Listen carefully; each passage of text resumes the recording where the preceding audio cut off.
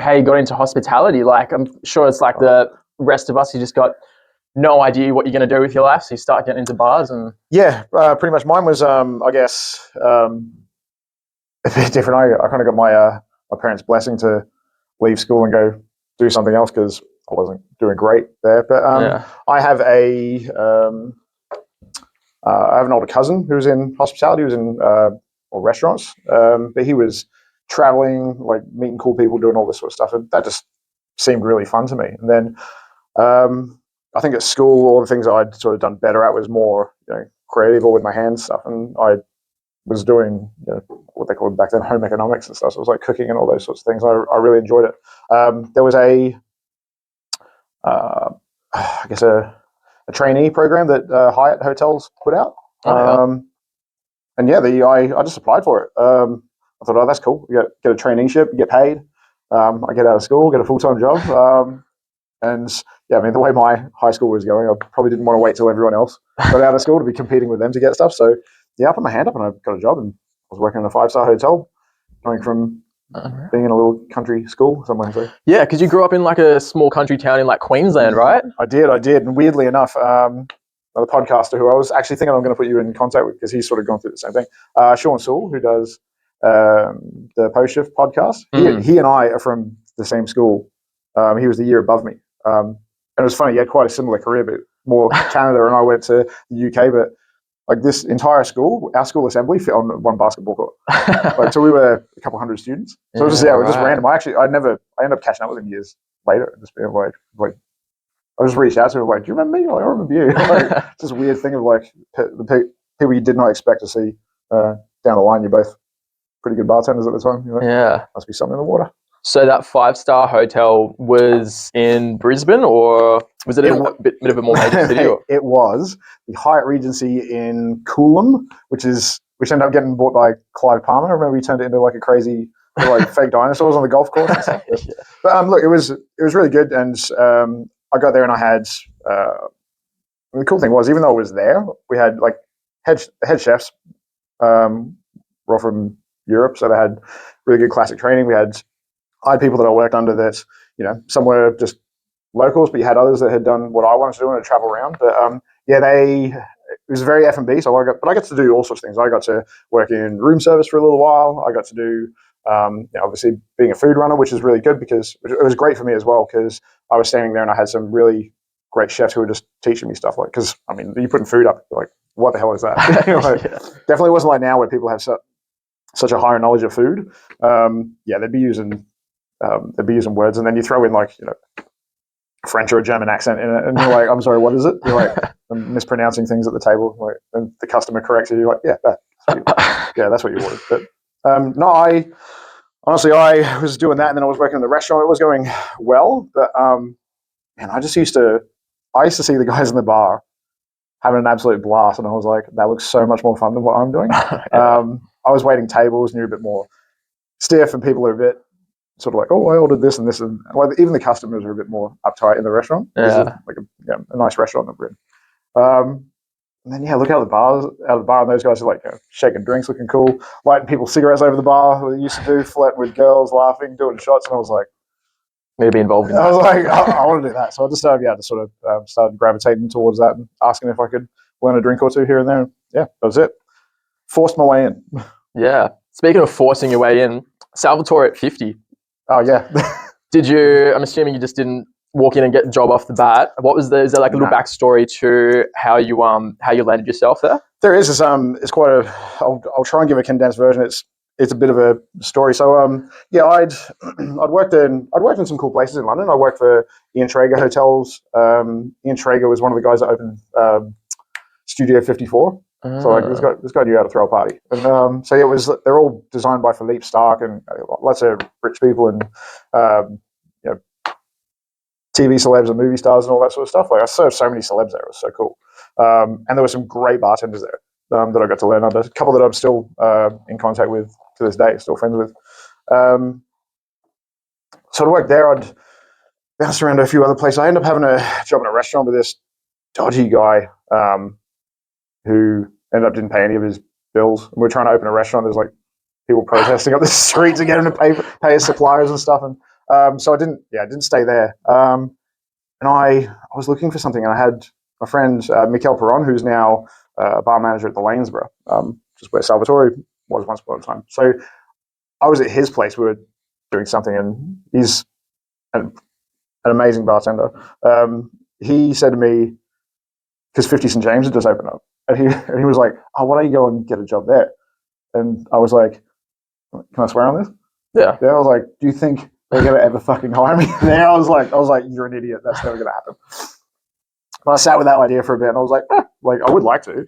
Like one of the first books I ever bought was one of Salvatore's books, which is hilarious because I also I read that and I was memorizing drinks that no one ever asked me for, especially like at the time working in Australia. Like no one ever ordered a Negroni or a Manhattan or something. So people were coming up to the bar saying, like, "Hey, make me a drink." I'm like, "Sure, no worries, try this." And they'd be like, "What the fuck is that?" Like, The culture just wasn't there. Yeah, give me a pina colada. Yeah. Like, so yeah, I was trying to force these like at the time what was just seen as horrible drinks on people. I was probably making them really badly too. And yeah, just mate, I thought, yeah, I'll get my resume together. I'll pop my suit on. I went down to 50, and I couldn't get in because it's a private members club. I was like, "Can I see Salvatore to give him this?" And they're like, "No." In the nicest, politest way, they're like, "No, you can't." Really lucky for me, one of the guys working security had worked security at another venue I'd worked at. So I was just like, "Hey, can you pass this on to him for me?" Which he did. And I had a Saturday night. It was a Saturday night, I remember. Had the night off.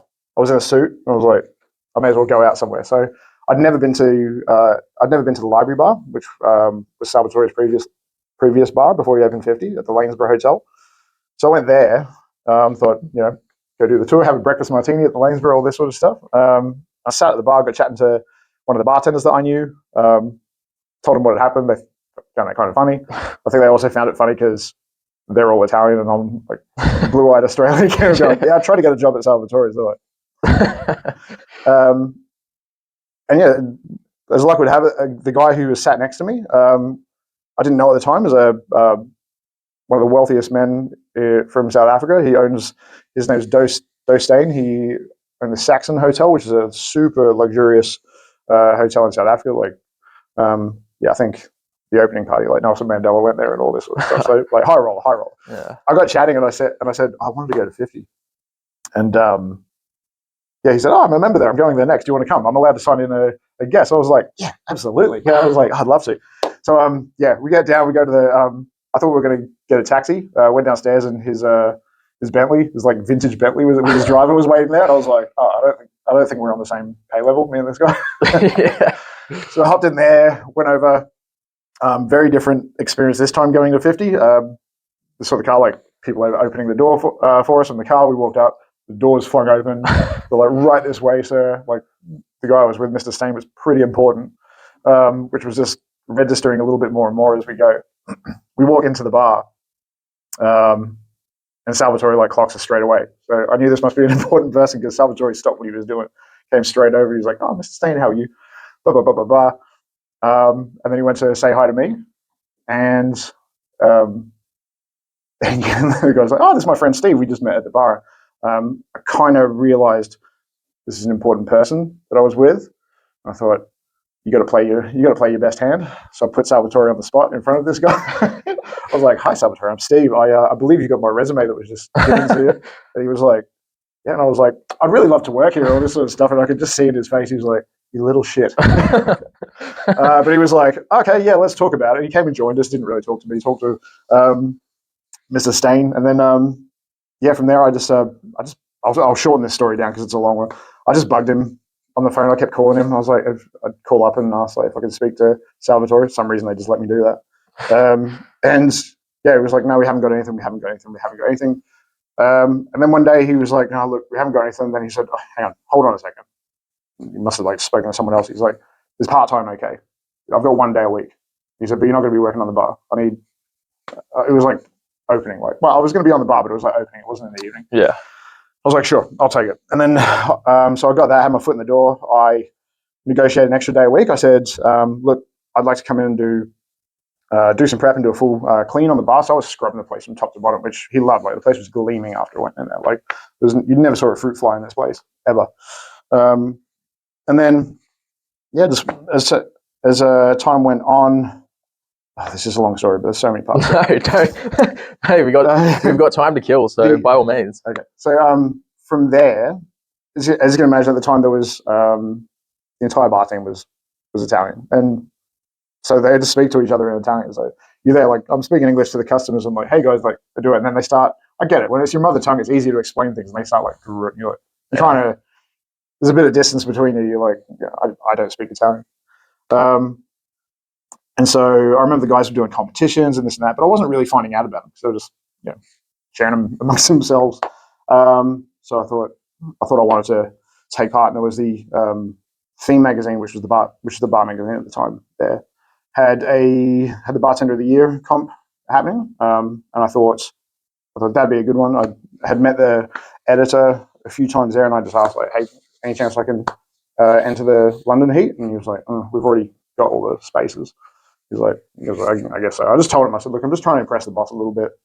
Would you mind letting me? He's, all right, sure. He said, but you're going to be contestant 13. They only had 12 spaces. I said, I'll make one.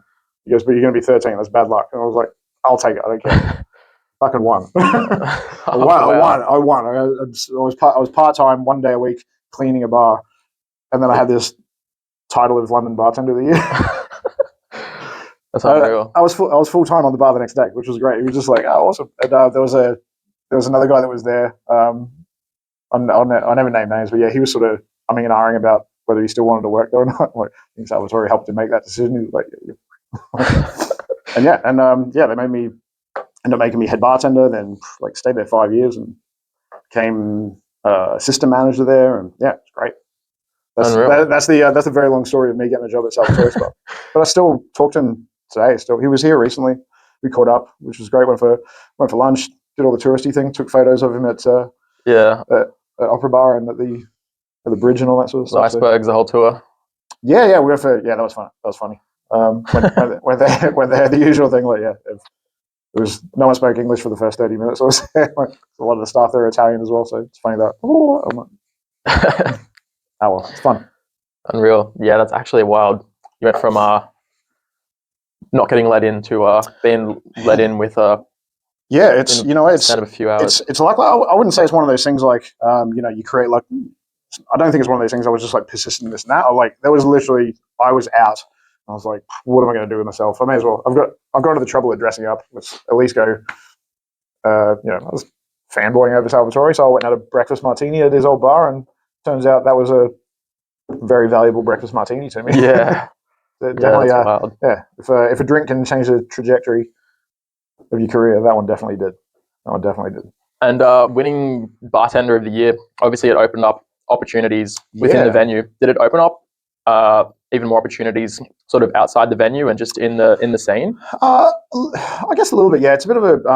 It was a different, different era in bartending. I mean, I won London, then I went on to do the UK final, and I won the UK final as well. But I mean, I did this, and I didn't have a Facebook page and all this sort of stuff. Like, this is a long time ago. We're talking. Yeah. I think Facebook had only just started. I wasn't really interested in it. So it's a funny one. Everything I did competition wise was before I had any social media, this and that.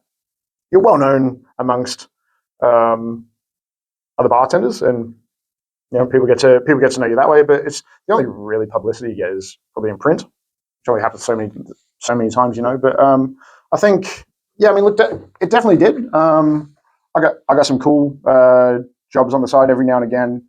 I'd get asked to do events. Like I did one at I did a few here. There's a bank on the Strand in the middle of London, Coots Bank. It's owned by the royal family, and I've been there. And there's been like one I did. Some of the royal family just showed up. It was like they don't tell you. It's like, can you come along? I thought it was just going to be some rich person wanted martini, so I stood there like staring stuff, thinking like, man, this is boring, but it paid really well. And I remember, have you seen like when like royalty arrives and they have like the trumpets with the flags on? Like that literally happens. That happens. I've stood there like this is boring. There's no one here. And then like, I was like, oh, shit. Like, so because some mad stuff like that. But I mean, there's that. There's but I'm trying to think of other stuff. I mean, look, I certainly got a lot of travel. I mean, back in the day, brands used to have like you win something, you're like getting flown here, there, and everywhere. So I did some amazing travel. I went around Kentucky with Buffalo Trace and all these people, and they're super hospitable. What a word to trip up on. While we're over there, like we hung out with people from Maker's Mark, this and that. So it certainly wasn't like just do this and don't do anything else. They really showed us a good time. Learned so much. Got to sit in Colonel Blanton's office, went through his desk and stuff like that. It was pretty cool. Travel and things like that. But I think more just the people you get to meet, really. Like certainly having the access to people that I got to see Peter Dorelli on the regular. I got to see Dale DeGroff every time he was in town, hang out at the bar and just talk. Meeting Gary Reagan and becoming mates with him, and like it's just fun. It seems such a long time ago now. It's so far detached, and it's funny now hearing people talk about those people. Like the impact they had. So like the Joy of Mixology, the book, like how Gary's way of categorizing drinks and stuff, how it revolutionized that way of trying to memorize and know multiple classic drinks. I've still got text messages from my phone, which are fun. So it's just, it definitely opened some doors, and I was lucky to be in the room with people I was many occasions, which I'm very thankful for. Got a little bit of a little versus segment. Yeah. So this one's going to be on like base spirits, and you pretty much just got to choose one, and then we'll move on to the next one. Yeah, cool. And it makes for some good content. So yeah, awesome. So you've got to drink one of these for the rest of your life. Are you choosing tequila or bourbon? Ooh, that's a tough one. Tequila. Tequila or gin? Gin. Gin or rum? Life without a martini was pretty hard. That's pretty much what I thought. I was like, no Negroni, no martini. Although Rosita is very nice. No. What was the next one? So you chose gin. So gin or rum? Gin. Gin or scotch? I think I'm going to go gin. Gin or cognac? That's a really tough one. Definitely from working for Salvatore, you got a good appreciation for cognac. I'm still going to go gin. Gin or Irish whiskey? This is cruel. I'll stick with gin. All right, last one. Gin and mezcal. Yeah, gin. Gin wins. Gin wins for me. I guess the versatility of it is like you've got, I guess, within it you've got a lot of different flavor profiles, and the versatility of it. Stick with nice. I've got two more of those rapid fire style, but I'll try to space them out so we're not doing them all at once. Yeah, but fair enough. Another thought I had was stepping into distilling. It must have opened up like a whole nother dimension of how you use and appreciate these spirits. Yeah, absolutely. It does sort of like lift the lift the curtain on certain things where nothing against brands and education that is out there now. On a whole, we mostly get taught a very dumbed down version of how distillation works, and there's certainly things that I now just go, oh, that was just straight up wrong. That we got taught this and that. So look, it definitely does. Distilling's an awesome job. I mean, there's a lot of for anyone who wants to do it, a lot of WH&S in there. So you learn a lot of workplace health and safety, which is good because you're dealing with flammable compounds and things that have a heat source. And it's good. It's good to know how to not blow things up. Look, it's definitely really awesome. I think it shows kind of where bartending is coming as well, because the guy who I worked under to learn how to distill was Tim Stones. Tim was bartending in Lab back in the day, which is the home of the porn star Martini and the nuclear daiquiri for anyone that doesn't know. He got a job as global ambassador for Beefeater, and then was learning how to distill under Desmond Payne, which Desmond Payne's head distiller at Beefeater and was the head distiller of Plymouth as well. So back then, it was like there was no direct line from bartender to distiller. It was just one of those things like, how the hell did you get that gig? That's so cool. Nowadays, I mean, you look at the amount of gin and whiskey out there where people distilling it are ex-bartenders, and they're coming from it from a standpoint of how to mix it, how things how it's going to be used, pretty much. Yeah, how things behave in the glass, not just with the view of let's make this like for people to have, a basic G&T with Schweppes tonic water and all. I mean, so many things have gone. We've got, I mean, like Fever Tree now. We've got all these boutique mixers and stuff as well. So it's it's. I think bartenders have had a huge impact on distilling, whether or not distilling's prepared to admit that. Yeah, we have definitely. And yeah, there's some amazing stuff. I mean, yeah, the guys at Never Never. You got a group of you got Mr. Baxter there, who's a cracking bartender, a good personality, not a bad cook as well, as we've seen on MasterChef. I didn't realize, but you were running programs for Rockpool. Is that where? Did you do that for a while? Is that what we're talking about? I spent 10 months as like group bars manager for Hunter Street Hospitality. Yeah, it was like, I mean, I've done it. It was, to be honest, there's a lot of gatekeepers there, and I was hired by someone who wanted to push bars in that company more, and like the other 90% of it didn't want to know about it. Yeah, right. It just is what it is. They didn't want to change and all this sort of stuff.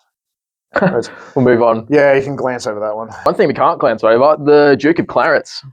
Great place. That little gold mine. Yeah, that's an awesome spot. It's still, still probably my favorite venue in Sydney. I love, which is why when you were saying spirits before, like when you touched on Irish whiskey, I was like, not having a Guinness and a shot of whiskey at the Duke. Great little venue, and it was a good one for me as well because I just moved from Brisbane to Sydney after I had my own venture with a couple other people. It went great to start with, and then it didn't go great, and we ended up closing up shop. How long were we open for? Just over 3 years, 3.5 years. Oh, that's a decent little run. Yeah, I mean, I can tell you a little bit about that if you want. So we opened a gastropub, which now seems like a pretty standard thing, but they just weren't around then. It was certainly something that we knew of. Me and my business partner, who both worked in London for a while. We just sort of did a pub with better food, but it was a tough one to get going at first. I think anything if they're not used to the word with the word gastro in it, or you're trying to sell food, but yeah, it was cool. And we did. We just kind of made that pub that we all wanted to hang out at, and we didn't contract any of the beer taps to start with. We gave everyone an even playing field, which was also really weird because you have, sort of like some of the big companies were a bit. What year was this in? 2012, 13. Okay, so like your small craft breweries, sort of just getting on the scene. Yeah, so we just wanted to sort of do that. But look, it was also just this decision as well. We were surrounded by the pubs who all did, all the menus were the same. All those pub classics like Palmies and all that sort of stuff that you see. All the beers were all the same everywhere, and we're like, and they're huge as well. They've got gaming, they've got all these things. They're massive operations. We're like, we're never going to compete with this if we just try and do the same thing. Like the prices they could sell stuff at, because they're with the volumes that they're doing, we just went there. So it's fun. So we did everything was sort of made in house and from scratch. Definitely had some classics, but we just did a few sort of other quirky things. Had some decent cocktails. Had probably one of the I remember us and someone in Melbourne sort of competing for who put espresso martinis on tap first. Oh, really? Yeah. Steve, the pioneer of the espresso martini on tap. The funny thing was, you know, the best one was we put Americanos on tap. And I know like tap cocktail sounds so mainstream now, but it just wasn't a thing. And I remember putting Americanos, and still to this day, best Americano I've ever had, because think of when you make one and you got two non-carbonated ingredients, like your ice, and then you put a little dash of soda, and it's sort of bubbly, but not really. Like this thing, perfectly cold, carbonated all the way. Yeah. And it also just made it a little bit of a dry drink as well. Like, you know, like if you drink Coca-Cola and it's lost its fizz, it tastes sweeter because the CO2 dries your palate out. This sort of did the same thing. So I just add that little bit of dryness to an Americano, and it was just like bang, orange, there you go. And I drank so many every day. It was so bad. But, do you know of anyone doing the Americano on tap these days? No, I mean, look, I probably still get the little siphons. My little PET bottle out at home every now and again and make them. I don't know, but I've got somewhere I got a photo. Danny, who's now Bare Bones Ice, when he was the Campari guy, he had like a beer decal made for us, so it was like it's how as well. And people are coming like, "Can I get a pint of that Americano?" And you're like, "It's not a beer. It's not a beer, man. I mean, I'll sell it to you, but." But yeah, that was really cool. We were there for 3.5 years. We won best new pub in Australia, which was good. It was just sort of, I guess, did something a little bit different. I picked up a Australian Publican of the Year award, which was hilarious because we were just small bar operators just doing puppy stuff. But yeah, definitely learned that even that way we grew. But yeah, I remember a lesson learning like growing costs money, and money we didn't necessarily have. And we were coming up with ideas and doing cool things, like even like doing like whiskey dinners and stuff like that. That wasn't common then. We started doing stuff like that. But yeah, your competition picks this stuff up so quickly, and if they've got budget behind them, it's almost you end up you come up with something, a month later you're competing against your own idea, but someone can do it better because they've got a bigger budget. So it's just like it's that constant trying to re-evolve. What was the other funny thing that I think we did? The definitely the ping pong tables in beer gardens and giant Jenga and all that stuff, which is funny because we did it because we didn't have enough furniture to fill the beer garden. So it was more out of a necessity thing. Someone had a ping pong table in their garage. We were like, we'll take it. And then someone else had one. We were like, oh yeah, we've got two. We'll have tournaments now. Started doing that. And then I think like in 6 months' time, I had people calling me, trying to sell me like pub games like giant Jenga and stuff. And I'm like, yeah, we started that. That's pretty funny. Good times. That's so crazy. Like when you have like a new idea, you can like, when it's like a product, you can get a patent for it, but there's not really a version for that. Like I'm sure like the stuff already existed, but they were like, it was just like things that people played down at the park or something like that. Like, but we just, I mean, we didn't even buy ours. We were, I used to go to Bunnings and these massive like planks of wood. The guy hated me making Jenga sets out of like, I was like, I need them this big. It was just like next 50 of them. Just like, I need like 1,000 of them. It's good fun. That was really cool. Learned a lot from it. And yeah, it was just fun. It was fun. I always like doing stuff that is, if you're doing things for the first time, there's not a blueprint for it, so you're just kind of feeling it out. See how customers react. That's good fun. It's good fun. Definitely, it would have been such like a shift as well because you came straight from London to opening up the place was it the Sunshine Coast? Yeah, I jumped in just working in a mate's restaurant down there, and yeah, that was hilarious as well. You get some. I think I was only like months out of my previous job was working in Salvatore's and stuff like that. Like one of the most famous bar in the world. I think like at the time, depending on which publication you read, Milk and Honey New York or Salvatore's London was the best bar in the world. And then I went here and it was funny. I'd get people being like, "Do you know how to make this?" And be like, "Yeah, sure." They're just seeing some random dude that stood behind a bar. I'm like, "Yeah, I can probably make that." They're like, "Oh, that's pretty good." Well, thanks, man. Good laugh. Yeah. Good laugh. Sorry, you asked me about Duke of Clarence. So we had to, after a couple of years, just put it down to life lessons. We had to sort of pack up and move on from our own business. Probably a lot of people didn't expect me to go straight into another British sort of themed pub, but I thought I'd sort of do it. I kind of wanted to just have a go at it. Mikey had started talking about it to me because he had heard on the grapevine I was going to move to Sydney. And yeah, I think I'd liked Mike. I'd met him on a trip to the UK with Bombay Sapphire, and I knew who he was years before that. I had a lot of respect for him. And yeah, he said, "Oh, we're doing a new venue." And the first thing out of my mouth was, "Mate, I don't care what it is, I'll do it, so long as it's not a fucking English pub."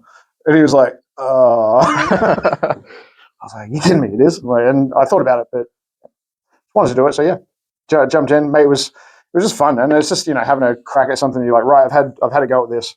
I know what I'm doing a little bit more now, and Mikey's vision was awesome for that, like the putting hand pumps in, which came with its own headaches trying to work UK mechanisms that take UK connectors and all this sort of stuff, and having to adapt them to Australian sizes and kegs and all these sorts of things. But yeah, it was really good. And a lot of trips to Bunnings. No, to be honest, we just had to find people that knew what we were talking about and had the skills to sort of build it and manufacture it, really. Which ended up being great. Like I think sometimes when you're doing something a little bit unique, those people just sort of come out the woodwork and find you because they're like, "Oh, you're doing this. I used to it." Like we end up, there's people around everywhere that you just don't realize have backgrounds in. One guy's like, "Oh yeah, I used to make cask ale in the UK." I'm like, "Did you?" and yeah, you just find stuff like. It was fun putting, getting all these old cool old beers, like getting London Pride and Old Speckwood Hen and all this stuff, putting on there, making, serving proper English pub grub as well. Dave Peniston, who was the chef there, was awesome. Made a great roast, great Scotch egg, all that sort of stuff. It was good. It was really good. It was really, really good. And I mean, the fit out there was amazing as well. The level of detail that they'd gone to and the effort, like, I don't know if everybody knows, the entire interior of the Duke of Clarence was all secondhand from a couple of pubs in the church. And it just came over in shipping containers. The lady, her name escapes me, but she was a film set designer. She did a couple of movies like Moulin Rouge and all this stuff. Oh, so it got shipped over from London for the film, and then no. So we ordered it. She worked as the designer so she designed film sets, but somehow Mikey knew her and was like, "We want a pub that looks like this." And I guess this is how she knew how to do it. And even if you go and have a look at the books on the bookshelf in there, they're all old. A lot of them are like 1800s. So even that level of detail is just fits. So yeah, they just put it together. Obviously, there's a few bits here and there that you have to use new wood and stuff, but make it look old. But I'd say that place is like must be 80-90% old. Like tabletops that were, I think one of them's like 160 years old. Or something. It's crazy, huh? Yeah. So good. And the best thing was as well, like it just bringing all that. It also just smelled like an old English boozer as well. Yeah, which was absolutely. As soon as they put that floor in, we were like, home. So good, so good. Yeah, but yeah, Duke was great. Produced some great bartenders as well. That was really tough for a while trying to get because we were doing cocktails, but I think everyone just saw us on the surface as that's a pub. Cocktail bartenders didn't want to work in pubs at the time. Probably still don't. But yeah, eventually, we sort of get someone and be like, "Oh no, I'm going to go work here, right there." But yeah, eventually we got that core team, and it was just it was brilliant, man. Brilliant. You would have brought over some of your techniques from London as well. I know I got to experience the drip style Irish coffee. Oh, yeah. I don't know how many people were doing that before. I mean, yeah. Funnily enough, that was another thing through Mikey that they wanted to do. So we did with William Grant. We did a thing where we brought over Gillian Vos from the Dead Rabbit. But I mean, leading into that, the Irish coffee that the Dead Rabbit do, like many years beforehand, Dale DeGroff, I think it was a London Bar Week, or it might have been, I can't remember what bar show it was, but it was just something that he just decided to make. And I remember there being excitement. We're like, well, Dale DeGroff's making Irish coffee. It's cool. Let's go check that out. Because they were around. It would be something that I'd order every now and again. But yeah, a lot of people, I guess nowadays would have an espresso machine. They pull a shot, add some water to it, do those sorts of things. But the Dead Rabbit definitely refined and popularized that, and made it more mainstream to get a good Irish coffee somewhere. But was there any of the other any other techniques that are sort of on the same wavelength that you brought over? I think more something I noticed when I had moved back and then I came to Sydney. Australia probably leans a little bit more towards in some parts, the American style of doing things. Yeah.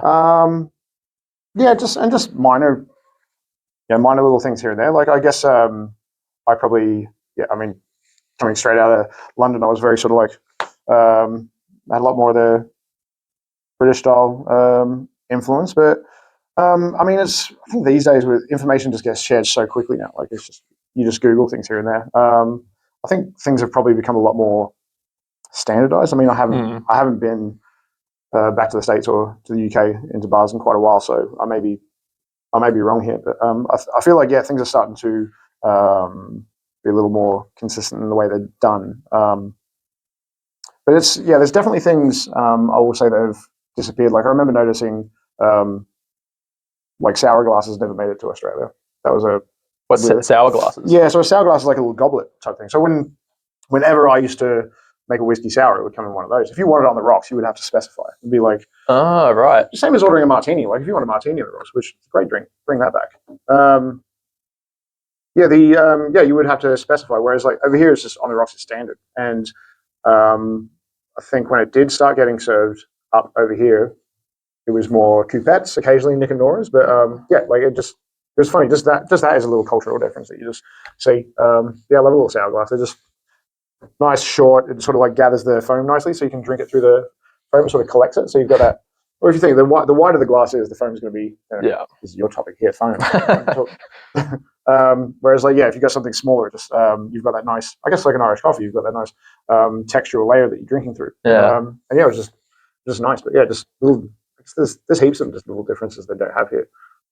But martini on the rocks. If you ordered one of those in Sydney, they'd look at you super strange. Anyway. It's weird, hey? But you'll drink an old fashioned. Yeah, on the rocks. It's just funny. Yeah, it's funny. It's just people's perceptions. But I mean, it's the same as being behind the bar. Every now and again, you just meet someone who they want something or they find something a bit weird. Like I recently served someone. I don't know what I say recently. In the last 12 months, I served someone and they were so weirded out, and they were from Australia. That I served a whiskey sour on the rocks, and I was like, pretty standard. Yeah. I was like, I'll make it again for you. So they were like, they were a bit. You gave me a bit of sass. Like, I don't know where you learned that. I'm like, sorry, it's my first day. But yeah, there's a bunch of those. I mean, we do have the bar's full of those things, like perceptions on how things should be served and what you do and what you don't do. I remember first time I went to Cognac, I didn't see a single brandy buoy the entire time I was there. You're like, but that's what you're told. Like, oh, you have to drink out of this. There's all little like ISO tasting glasses sort of thing.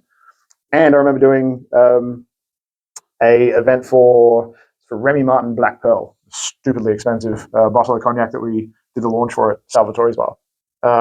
We had all the guys from Remy Martin over, and they all drank XO on the rocks. It was like, just so funny. I'm like, all right, cool. Yeah, wow. I mean, you're going to argue? Like, they make it. They make it. You're going to tell them they can't have it. You're like, sure, no worries. It was just funny. Like it can be. I've seen that so many times. Like, the more you know about it, and the closer you are to it, the less precious you seem to be. Sometimes, like they didn't give a shit. They were like, yeah, on the rocks. Ooh. I was like, I'm sure it tastes great. That's cool. Yeah, it's fun to see. All right, should we do another one of these rapid fire ones? Yeah, go for it. All right, bar luxuries. So you can either have a vertical rinser or a crushed ice machine. Crushed ice machine. Crushed ice machine or clear ice. Do I have good ice cubes? standard ice machine. Yeah, crushed ice. Sorry, Danny. Crushed ice or chilled glassware. Crushed ice. I can chill glassware myself with it. Crushed ice or a prep shift. Oh. You're not making stuff on the go. I'll take crushed ice. All right. Crushed ice or a dedicated bar back. Crushed ice. And crushed ice or a non-polished glass washer. Crushed ice. Crushed ice is the winner. Unreal. Hey, I actually didn't see that. I actually didn't see that coming. But no, like if you'd have thought about it. But I mean, look, you can chill glassware with it. You can sort of steady things in a in a well, keep them nice and chilled with it as well. There's still like frozen drinks are way easier to make with it. What else can we get? It's just a super versatile ingredient. Yeah, it is, and I mean, just being able, like doing built drinks and stuff with it. I don't mind it. I mean, as you can probably tell. I mean, funnily enough, all the reasons that I'm more thinking of in my head aren't necessarily just making crushed ice drinks. It's just got other uses, and it's great for chilling stuff down. Even down to you're saying like prep ships. Like you can, if you absolutely had to, you can buy good quality like sugar syrups and all these sorts of things. Prep shifts, I reckon, are probably more important for your house cocktails and what's on your menu. But I would very confidently say there's probably,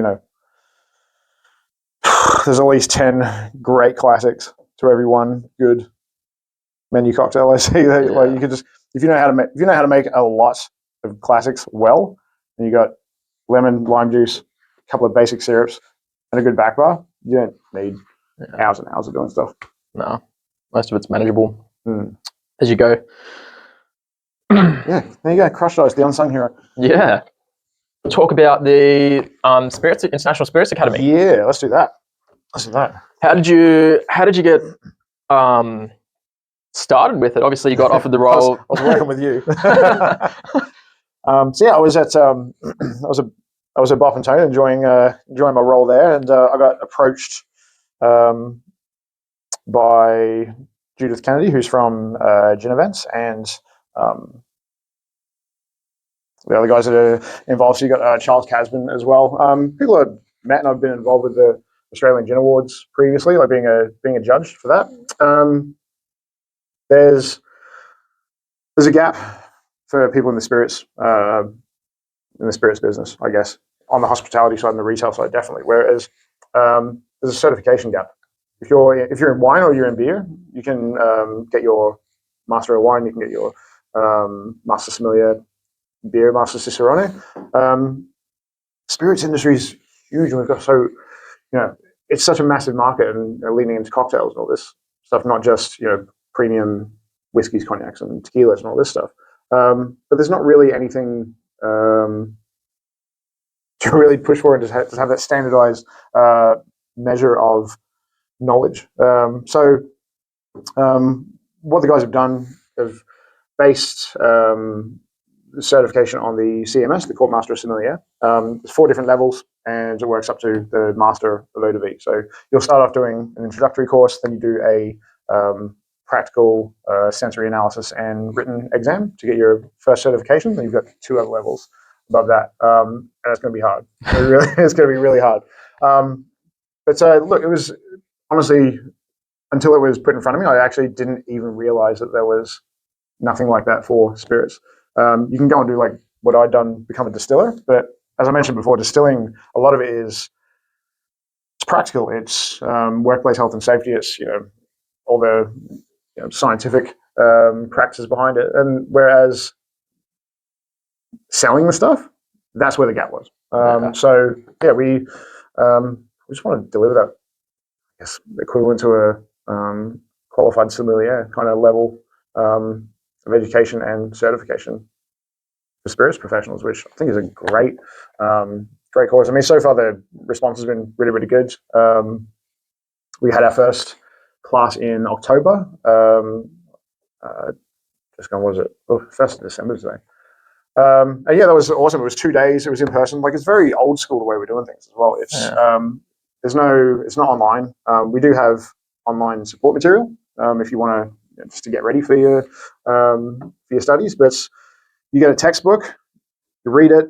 There's charts and graphs and all this stuff where it goes through legislation to different, I guess, traditions and geography and obviously production, this sort of thing. But, I mean, I've even got one of the books. Do you want to see a book? Yeah, absolutely. Yeah, cool.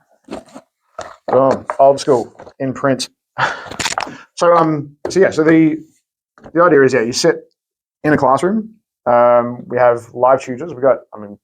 Cool thing is, I guess, what we're doing, we're not associated with any like one brand. We're not selling booze or anything like that. We can have whoever the hell we want, which is really cool. So yeah, old school style of doing things in person. No I guess, online material that you're going to lose access to. The book's yours. You get to keep it. Has it gone international yet? No, or so I know you've been around for like super long. No, yeah, we've only done our first one. We're going to do next class in March, and we're also doing stage 2 as well now that we've got graduates from October. But yeah, I mean, as far as like people involved, I mean, Australian whiskey icon Bill Lark is our patron. He's written the foreword in there and was super helpful with us, looking through the content and double checking things and just adding little pearls of wisdom into there as well. We've got obviously our chair Judith Kennedy, who spent 30-something years in the wine business. Charles Casman, who's our education chair, also wine background, super knowledgeable about spirits. And I get the impression he's one of those guys who's never forgotten anything he's read, which I'm definitely not. I have to revise all the time. So yeah, I mean, we've got a great team. Plus, there's people doing research as well. But the actual execution of it, the in person, like we had Phil Bailey come and talk agave spirits for us. I mean, Phil, I did at a London bar show, must be 20-something years ago. 20 years ago, Phil was like globally the guy of tequila, and I did a lesson with him. Then Thomas Estes was there as well, which was awesome, and Julio Bernal was as well. When do you reckon sorry, a little quick. When do you reckon the rise of tequila was? Like, because I feel like it's super popular now. Like, yeah, I think definitely those guys, Phil, Thomas Estes. I mean, if you look at them, how long they've been championing the stuff, they would probably tell you it's started long before. But yeah, I feel like we started getting a few of those brands that started sort of changing things a little bit, becoming a little bit more popular. Like Ocho Tequila must be 20-something years ago now. And who else did we see? I remember, don't see it much anymore, but I remember like Partida being one. Arete was around as well, and like obviously still is, just amazing stuff. But yeah, I remember sort of like around then and being introduced to the Tommy's Margarita. That sort of started. That started that, and I think it's Julio's such an amazing ambassador for the entire industry. It's it's just impossible not to like. I think certainly once he started going to every bar show everywhere and just I think they did such great things for tequila. And I remember like something I remember about Thomas as well.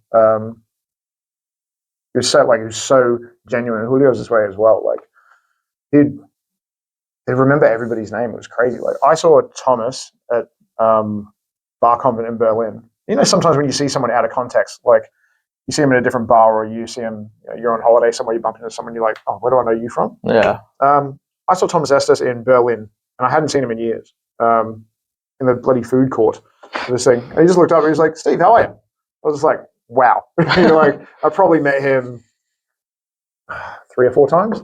I was just like, wow. "Holy shit!" Like, I think now, like, can we remember most of your regulars' names? Did we ever ask or anything like that? It's just that different era of hospitality, There's a few tricks. Do you have any tricks that you use to try to remember people's names? Yeah. I'm probably pretty bad at it, for the sense that I really leaned into it when I was working overseas. I was overseas for like 14 years. I was the token Australian, so I think everybody liked being called mate by me. And I just didn't always remember people's names. You got the mate card. You're like, hey mate, how are you? You're like, hey, he remembers me. I definitely leaned on that. If I didn't have that, I probably would have done it. And I mean, shit, at the time, my memory. I mean, God, like the amount of classic cocktails I knew off the top of my head. Like, we're talking like hundreds and hundreds and hundreds of classic drinks I knew off the top of my head. You know all the prices on the bar. You know all the little couple of 2 to 3 selling points on every bottle on your back bar. We've got, when I was working for Salvatore, you got 600 vintage cognacs on the menu. After that, your iCloud storage in your brain is pretty full. Well, we also didn't ever use dockets as well. It was verbal. Oh. So the bar would be 3 people deep. You'd be serving. You could be calculating people's change and stuff on the way, free pouring. So you're also counting both hands. You're like, this many and that many. And you'd be remembering a section's worth of dockets in your head. I don't know how the hell I used to do it, but yeah, definitely those things. have a lot to answer for. Destroying your memory. Yeah, crazy. What else can I say on this stuff? Oh yeah, sorry. So we got there. I had James Mutton comes and teaches whiskey for us. Again, I knew James way back in the day. He's got 30, 33, maybe 35 years of whiskey education now. But Ned Goodwin, who's a master of wine, come and talk about fortifieds and brandies. Also, he's a massive fan of sherry, so he's got lots of information on that, which is great for learning about sherry finishes and things like that for your whiskey aging. Tom Bulmer came and told us all things Ron in his best tiki shirt, as you can imagine. And I said we have on the day. I feel bad if I'm forgetting anyone now. Tim Stones, my ex head distiller, came and talked about production. Charlie, who's our education chair, who I mentioned, kind of history and legislation, which it's funny how much that affects things. Knowing differences between production methods in countries, labeling laws, all this sorts of stuff. Like it sounds like a lot, but you get your head around it, and it actually gives you a little advantage. Like if you see a white rum and it's made in Australia, legally it has to be aged for a minimum of 2 years to be called a rum in Australia. So automatically you're like, I know this is filtered through something, like probably charcoal, to take the color out of it, or it's maybe it's been redistilled, or maybe it's been blended with something. Like it just puts you at that sort of advantage straight away. So it's pretty cool. I've definitely learned a lot and relearnt many things since going through this. It's a good read. Unreal. Yeah, it's exciting stuff. Yeah, and now we get to do our next stages. As I mentioned, we do it'll be a written exam this time, sensory analysis. So it'll be can you identify different spirits by nosing and tasting? It's going to be a bit tricky, but it's going to be good. And honestly, the first people that we had through, the one thing I can say everybody had in common is we had all these really successful people in their own right. Like I had, I won't say names of who is, but I had a director of food and beverage for a 5-star hotel.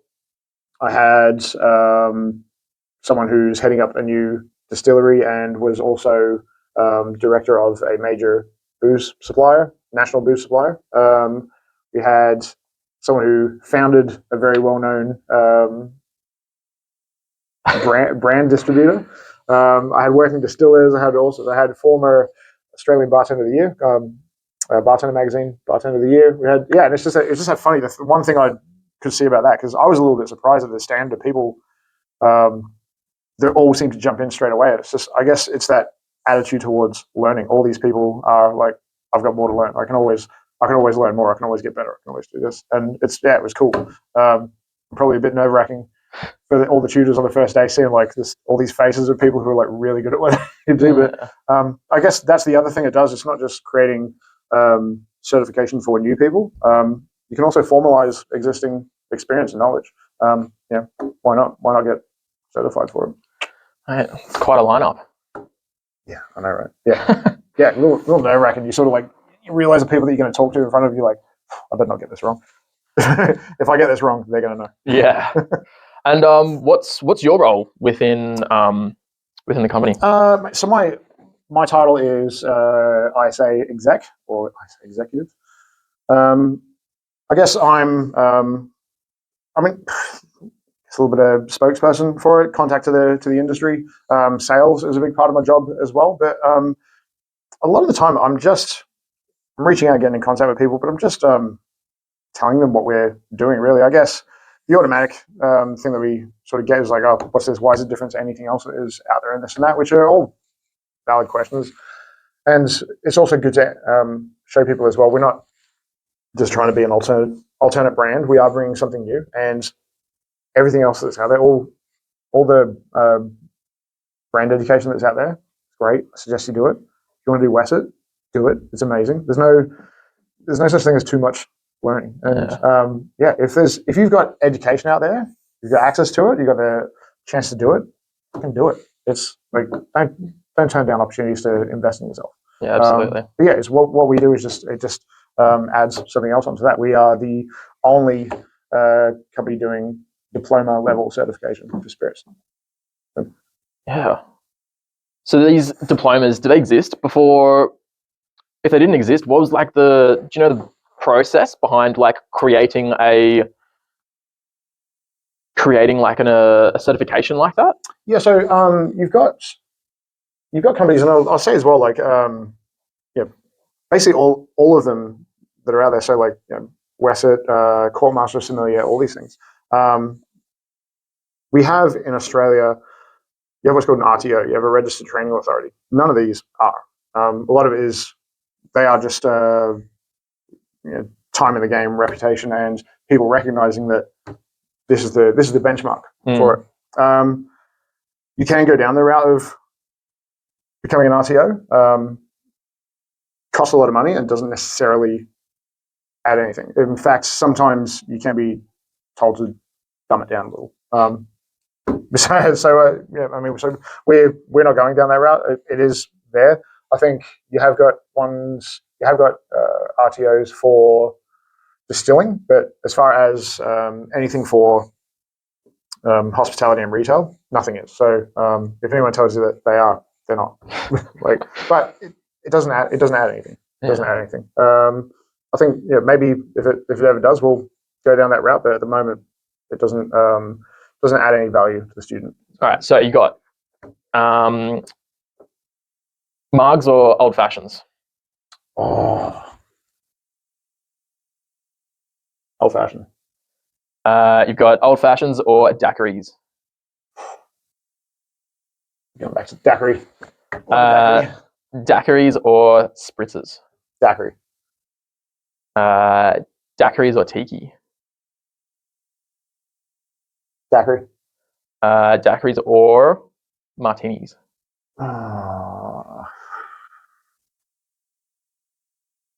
That's so hard. I can't imagine life without the other.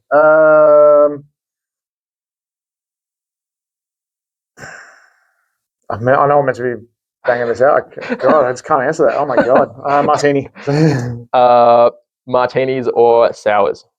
Martini. Martinis or highballs. Martini. Martinis or slushies. Definitely martini. Martinis or Negronis.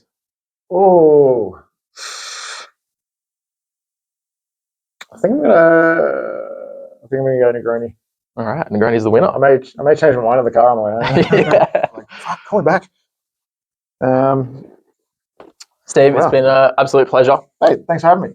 Great seeing you doing some cool new stuff as well, man. Yeah, super exciting. Building your foamy empire.